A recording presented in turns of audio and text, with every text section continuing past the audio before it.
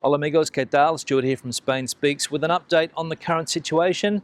Bit of a feedback video from yesterday's video.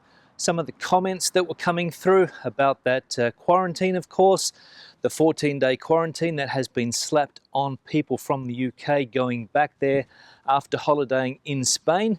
Bit of an inconvenience, of course, and a lot of people have been caught out. A lot of people's plans have been thrown into the rubbish bin.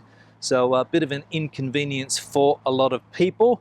And I even saw that there were a couple of UK ministers on holiday at the moment in the Canary Islands that have also been caught out. So obviously not a lot of talking going on there amongst the government in the UK if two of its own ministers have been caught out and are going to have to face that quarantine when they come back. Now, of course, a lot of talk as to why that quarantine was put in place. Some people a little skeptical as usual, saying that they want people to holiday at home. That's probably the main reason. But I think it's just a question of the numbers. The numbers in Spain do not look good at the moment. So that is probably one of the reasons that people just don't think that Spain is a safe place at the moment. A lot of people saying that Spain is safer than the UK or safer than London.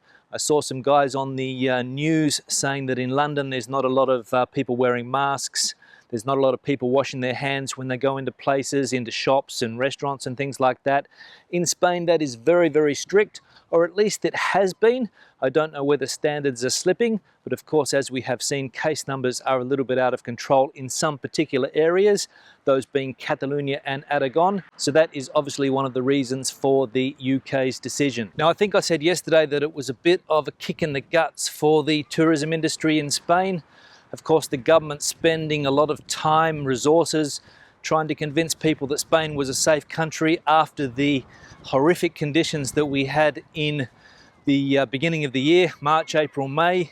Case numbers horrific at that time, deaths horrific. As we saw yesterday, El País saying that there was something like 44,000 deaths as a result of the coronavirus.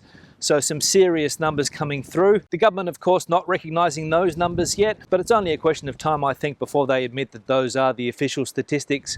And they're going to come out in September and October and put some more statistics on the table. Now, you can see here behind me that I have a motorhome enjoying the views here.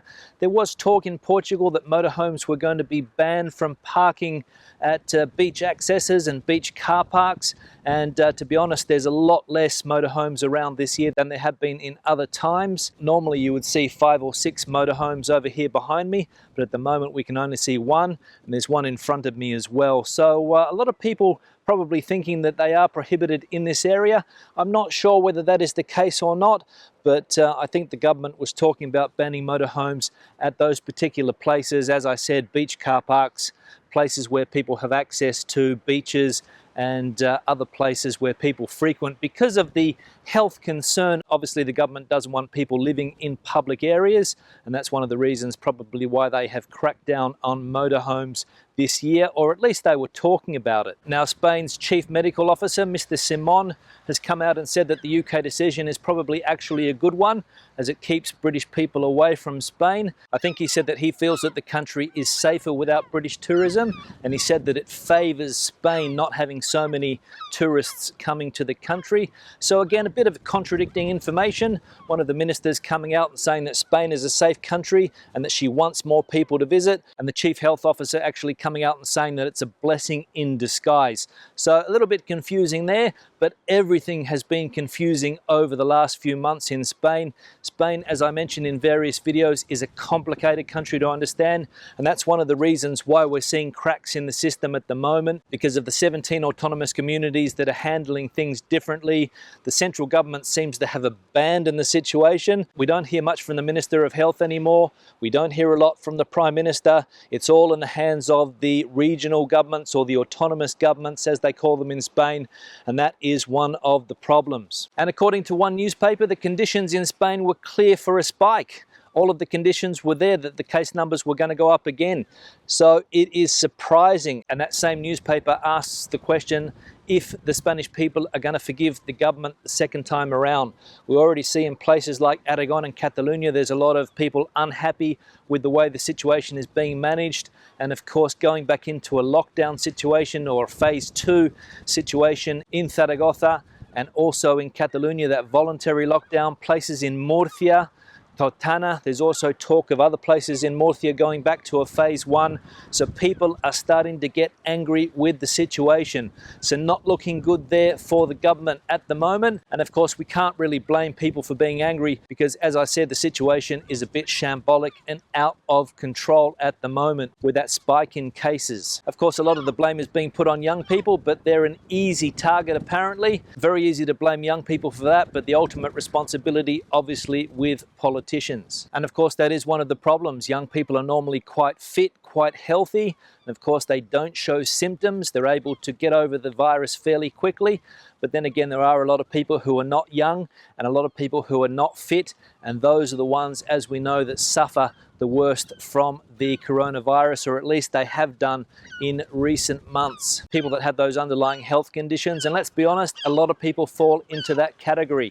So that's what we need to be careful of. And of course, young people, always the risk that they pass it on to those older members of the family that maybe have those underlying health conditions and, as I said, are not as fit as we used to be. So that's one of the things that I'm worried about, at least, and I'm sure there are a lot of people out there that have a similar opinion. Now, somebody wrote in the comments section yesterday about Ryanair, whether they were going to continue with their flights to Spain, considering that TUI had decided to cancel all of their flights. Ryanair apparently is going to continue. I think I read in the newspaper today that they have no plans on cancelling those flights. And of course, people are still going to be able to come to Spain. There's no problem with people coming. It's just that quarantine aspect, as we mentioned before, that's going to be a bit of a pain in the backside, of course, for people that are going back, maybe people that need to go back to work. But of course, if you're retired and you have no problem going to quarantine, then Spain could still be a destination for a lot of people. I think one of the main problems a lot of people have is traveling by plane. That's also something that I really wouldn't want to do at the moment. I think if you can come to Spain by plane or maybe on a ferry where you can keep away from people a little bit more than you can do on a plane or at an airport, that would be one of the best options. But of course, as I said, Spain is still open. The Spanish government wants people to come, so we'll see how many people do go through with that. But of course, this latest news absolutely crushing for places like Benidorm, crushing for places like Malaga that have large amounts of British tourists visit them every year. And of course, the effects on the economy, of course, we'll see those effects over the next few months, and I'm predicting that it is going to be very, very bad. But anyway, what can we do? Situation is what it is. So I'll wrap the video up. Questions or comments, please leave them in the section below. I'll let you take one more final look at this view that I have here. Absolutely magnificent. I recommend this place in the world for anybody who's deciding to come to Portugal. Go to the Algarve, of course, but if you have time, come and visit this part of Portugal. Give the video a thumbs up if you liked it, thumbs down if you didn't. I'll see you in the next one. Hasta luego.